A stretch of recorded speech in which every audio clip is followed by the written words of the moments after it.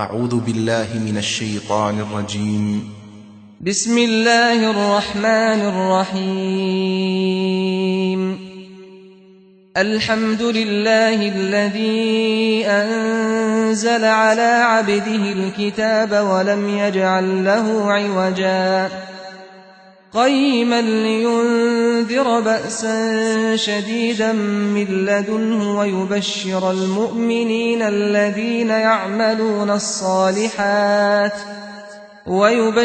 المؤمنين الذين يعملون الصالحات أن لهم أجرا حسنا ماكثين فيه أبدا وينذر الذين قالوا اتخذ الله ولدا ما لهم به من علم ولا لآبائهم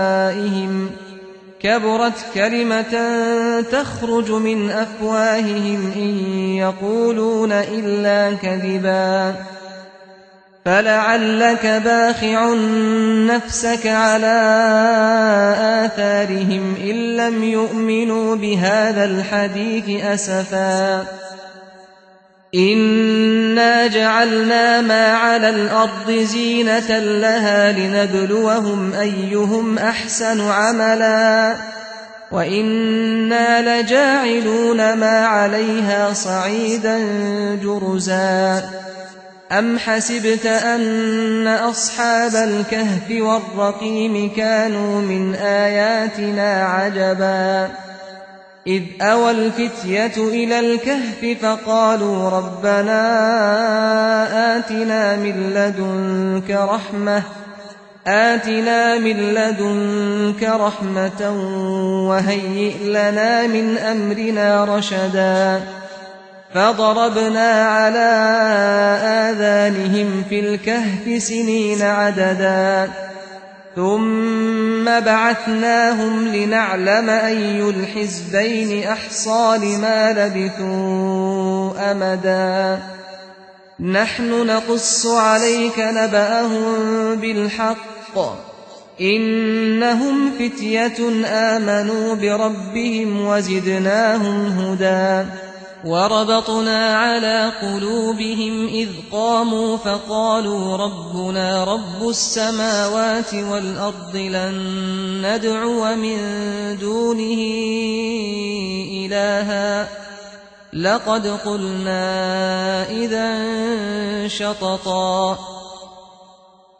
هؤلاء قومنا اتخذوا من دونه آلهة لولا يأتون عليهم بسلطان بين فمن أظلم ممن افترى على الله كذبا وإذ اعتزلتموهم وما يعبدون إلا الله فأووا إلى الكهف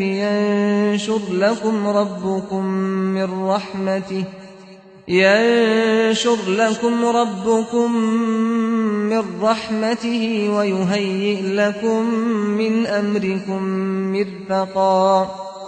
وترى الشمس إذا طلعت تزاور عن كهفهم ذات اليمين وإذا غربت تقرضهم ذات الشمال وهم في فجوة منه ذلك من آيات الله من يهد الله فهو المهتد ومن يضلل فلن تجد له وليا مرشدا وتحسبهم أيقاظا وهم رقود ونقلبهم ذات اليمين وذات الشمال وكلبهم باسط ذراعيه بالوصيد لو اطلعت عليهم لوليت منهم فرارا ولملئت منهم رعبا وكذلك بعثناهم ليتساءلوا بينهم قال قائل منهم كم لبثتم قالوا لبثنا يوما أو بعض يوم قالوا ربكم أعلم بما لبثتم فابعثوا أحدكم بورقكم هذه إلى المدينة فلينظر أيها أزكى طعاما فليأتكم برزق منه وليتلطف ولا يشعرن بكم أحدا إنهم إن يظهروا عليكم يرجموكم أو يعيدوكم في ملتهم ولن تفلحوا إذا أبدا وكذلك أعثرنا عليهم ليعلموا أن وعد الله حق وأن الساعة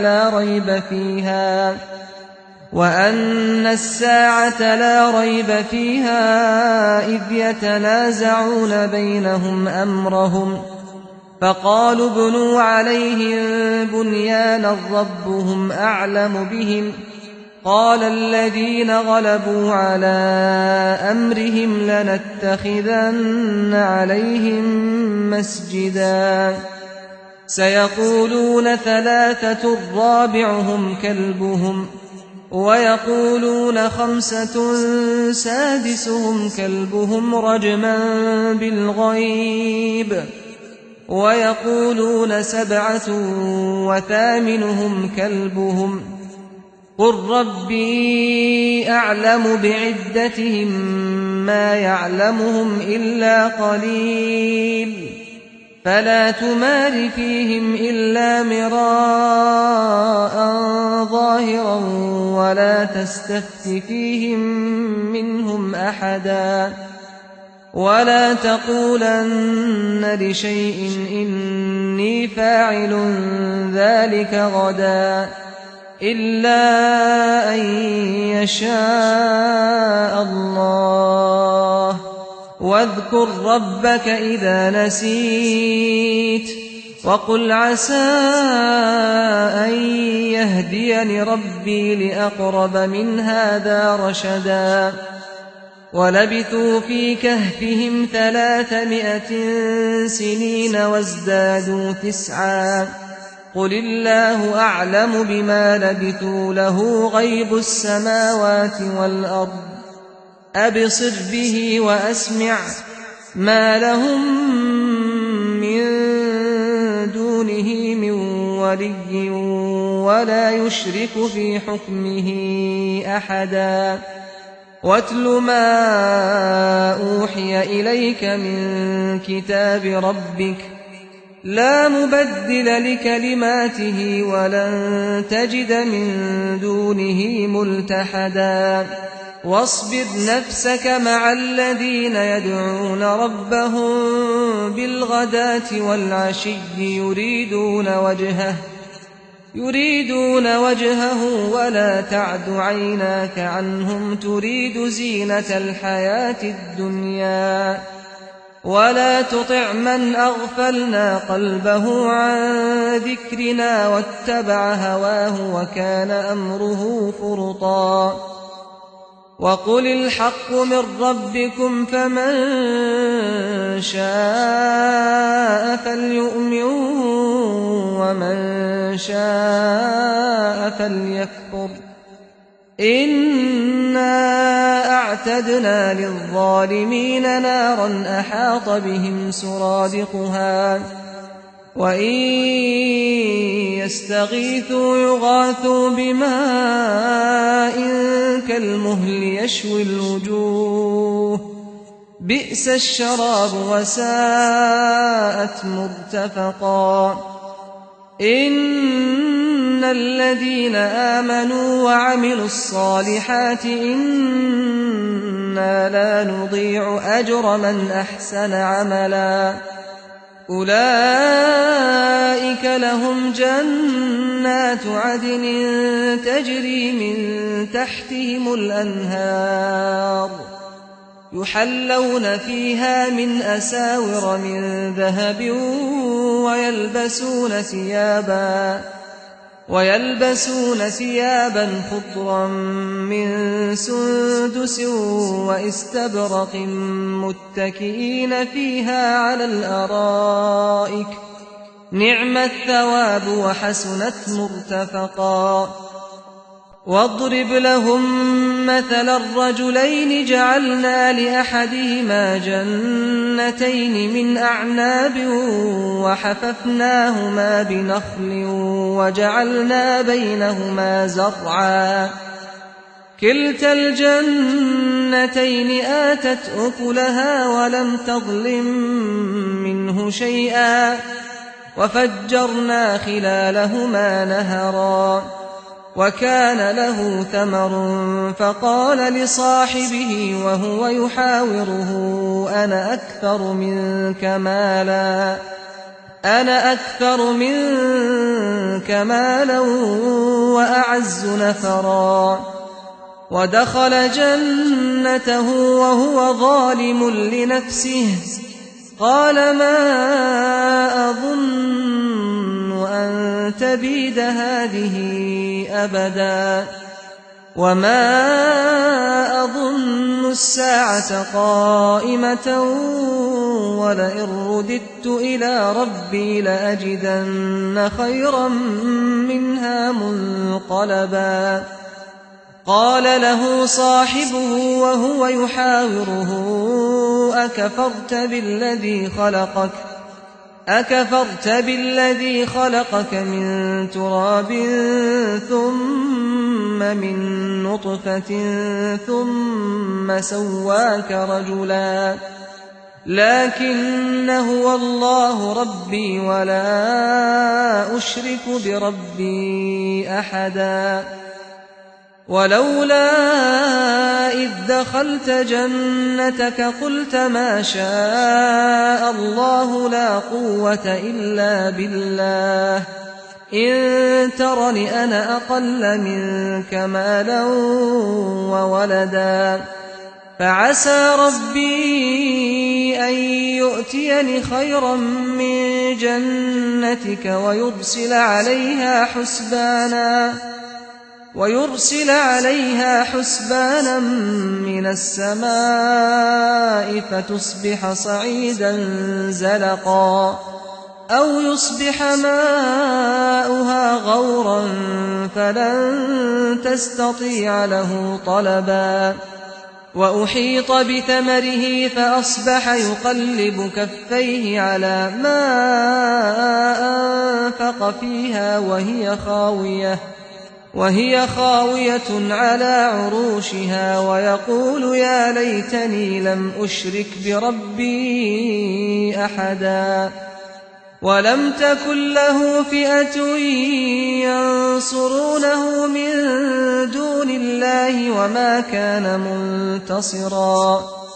هنالك الولاية لله الحق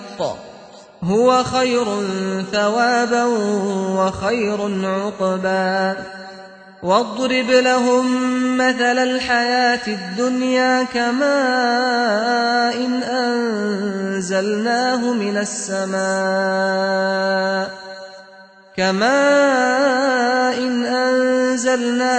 السماء فاختلط به نبات الأرض فأصبح هشيما تذروه الرياح وكان الله على كل شيء مقتدرا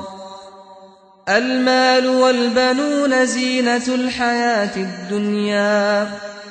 والباقيات الصالحات خير عند ربك ثوابا وخير أملا ويوم نسير الجبال وترى الأرض بارزة وحشرناهم فلم نغادر منهم أحدا وعرضوا على ربك صفا لقد جئتمونا كما خلقناكم أول مرة بل زعمتم أن لن نجعل لكم موعدا ووضع الكتاب فترى المجرمين مشفقين مما فيه ويقولون يا ويلتنا ما لهذا الكتاب لا يغادر صغيرة ولا كبيرة إلا أحصاها ووجدوا ما عملوا حاضرا ولا يظلم ربك أحدا وإذ قلنا للملائكة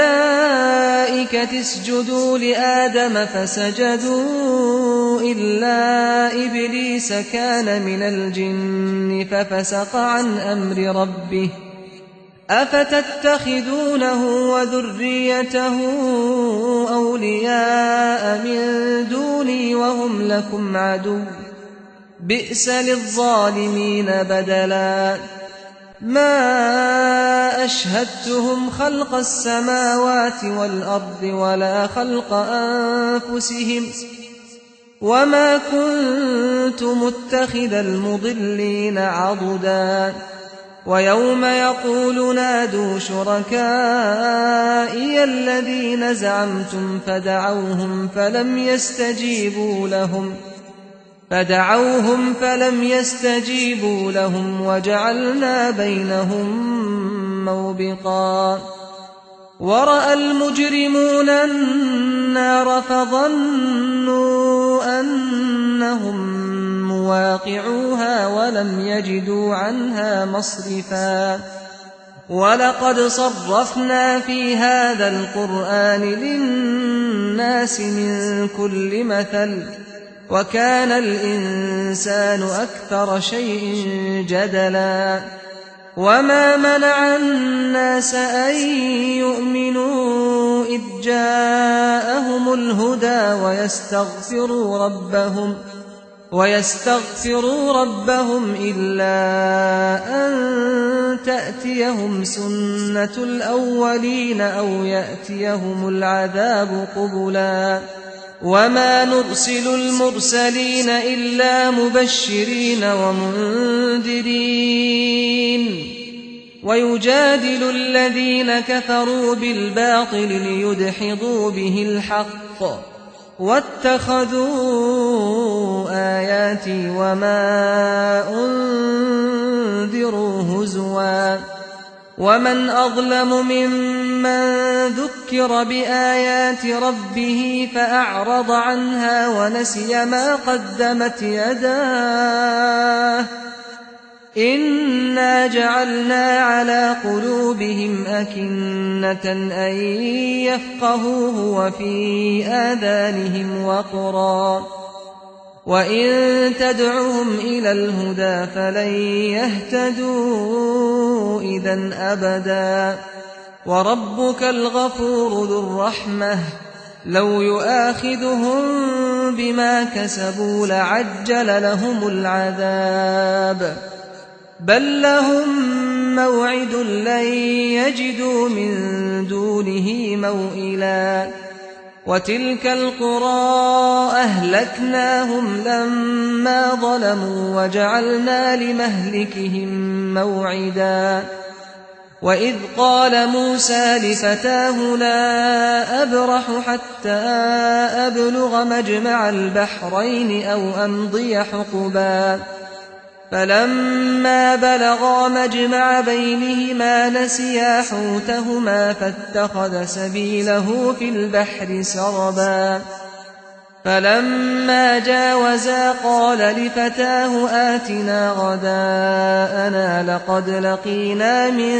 سفرنا هذا نصبا قال أرأيت إذ أوينا إلى الصخرة فإني نسيت الحوت وما أنسانيه إلا الشيطان أن أذكره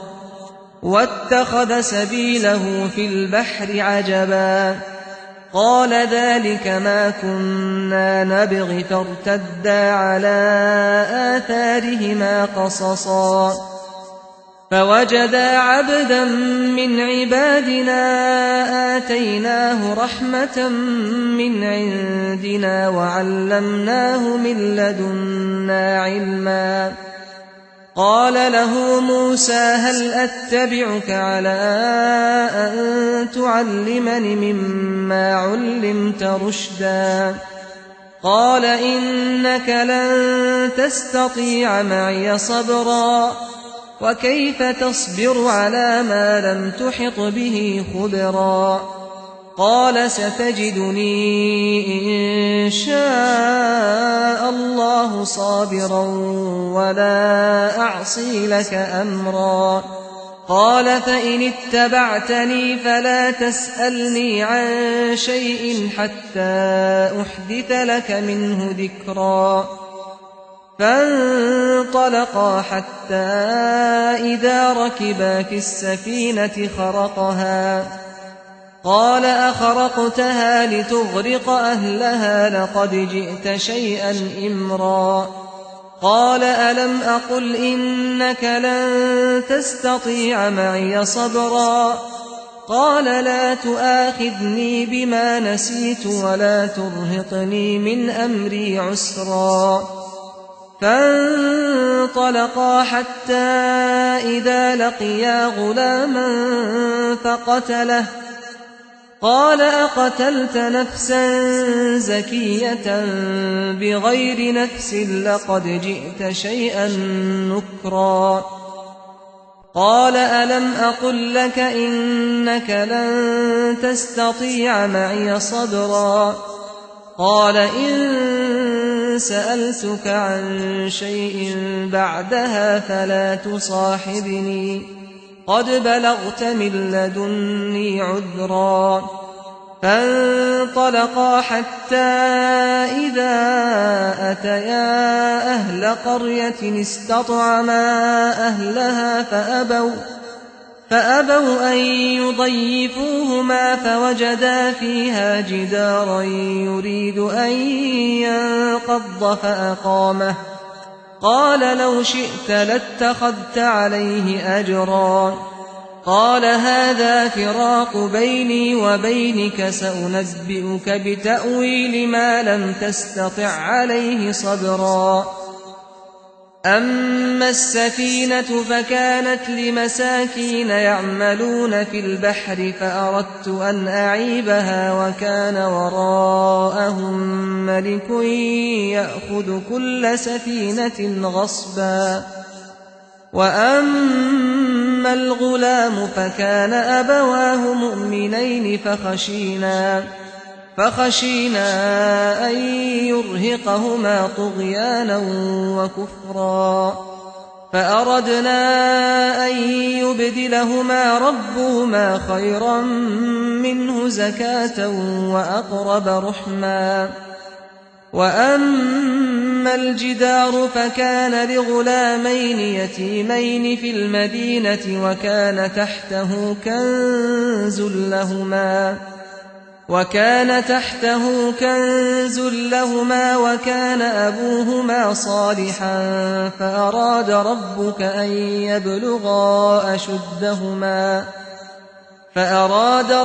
أن يبلغا أشدهما ويستخرجا كنزهما رحمة من ربك وما فعلته عن أمري ذلك تأويل ما لم تسطع عليه صبرا. ويسألونك عن ذي القرنين قل سأتلو عليكم منه ذكرا. إنا مكنا له في الأرض وآتيناه من كل شيء سببا. فأتبع سببا حتى إذا بلغ مغرب الشمس وجدها تغرب في عين حمئة ووجد عندها قوما. قلنا يا ذا القرنين إما أن تعذب وإما أن تتخذ فيهم حسنا. قال أما من ظلم فسوف نعذبه ثم يرد إلى ربه فيعذبه عذابا نكرا. وأما من آمن وعمل صالحا فله جزاء الحسنى وسنقول له من أمرنا يسرا ثم أتبع سببا.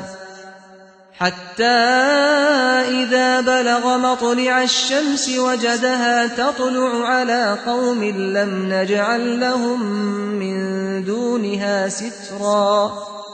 كذلك وقد أحطنا بما لديه خبرا ثم أتبع سببا حتى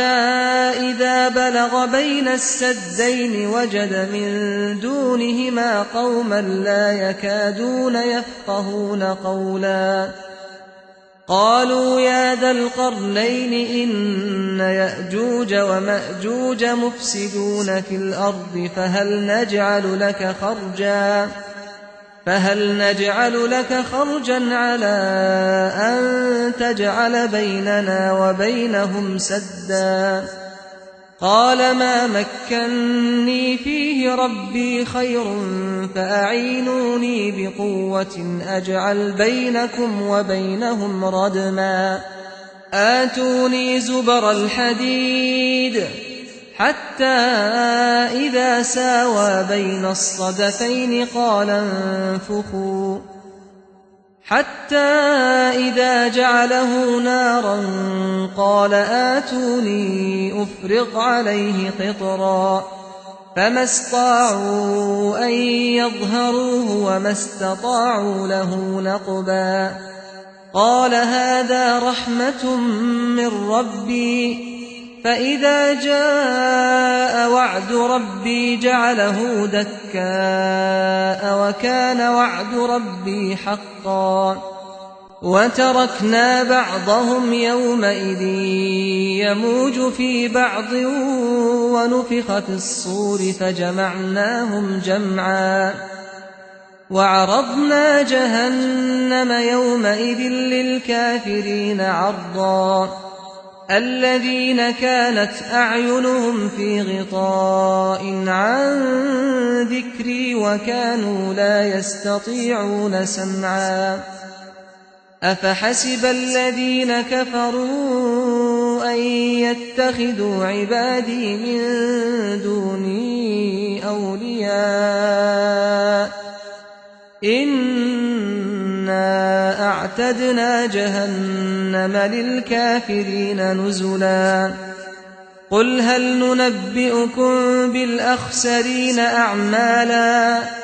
الذين ضل سعيهم في الحياة الدنيا وهم يحسبون أنهم يحسنون صنعا أولئك الذين كفروا بآيات ربهم ولقائه فحبطت أعمالهم فلا نقيم لهم يوم القيامة وزنا ذلك جزاؤهم جهنم بما كفروا واتخذوا آياتي ورسلي هزوا إن الذين آمنوا وعملوا الصالحات كانت لهم جنات الفردوس نزلا خالدين فيها لا يبغون عنها حولا قل لو كان البحر مدادا لكلمات ربي لنفد البحر قبل أن تنفد كلمات ربي ولو جئنا بمثله مددا قل إنما أنا بشر مثلكم يوحى إلي أنما إلهكم إله واحد فمن كان يرجو لقاء ربه فليعمل عملا صالحا ولا يشرك بعبادة ربه أحدا.